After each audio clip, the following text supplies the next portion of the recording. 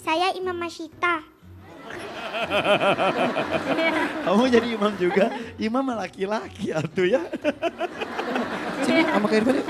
Sini yuk, jalan yuk. Sini kita ke tengah. Permisi. Ada tangga. Naik. Oke. Nah, sini. Mas Sita ini ketika lahir beratnya hanya 1 kilogram. Kemudian masukin inkubator lama, kemudian setelah besar penglihatannya terganggu. Ya Allah, sembuhkanlah matanya Masyita. Amin. Nah udah sini mundur sih. Kak Irfan tuh kangen bacaan Ar-Rahmannya Mas Sita, boleh enggak? Boleh. Ya. A'udzu billahi minasy syaithanir rajim. Bismillahirrahmanirrahim. Ar-Rahman 'allamal Qur'an. Khalaqal insan. 'Allamahul bayan.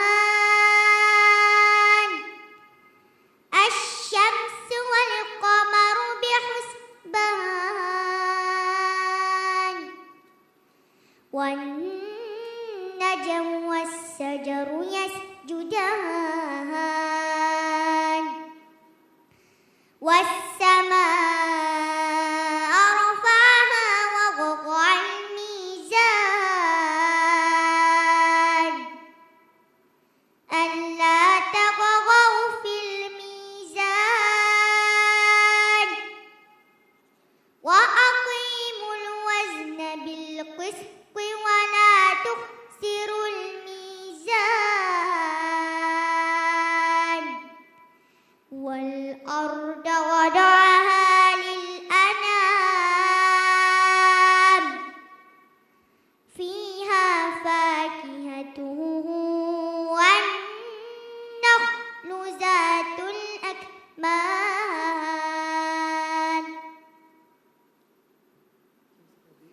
Wal haqqu dzul 'afwi wa hasfi war raihan. Fabi ayyi ala'i rabbikuma tukazziban. Shadaqallahul azim.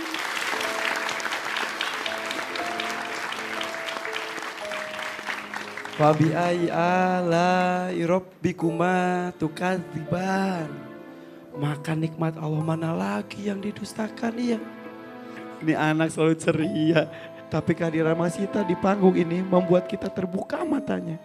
Betapa kita beruntung, bersyukur diberikan kesempurnaan penglihatan oleh Allah. Lalu digunakan untuk apa mata kita? Momen istimewa juga untuk kita bisa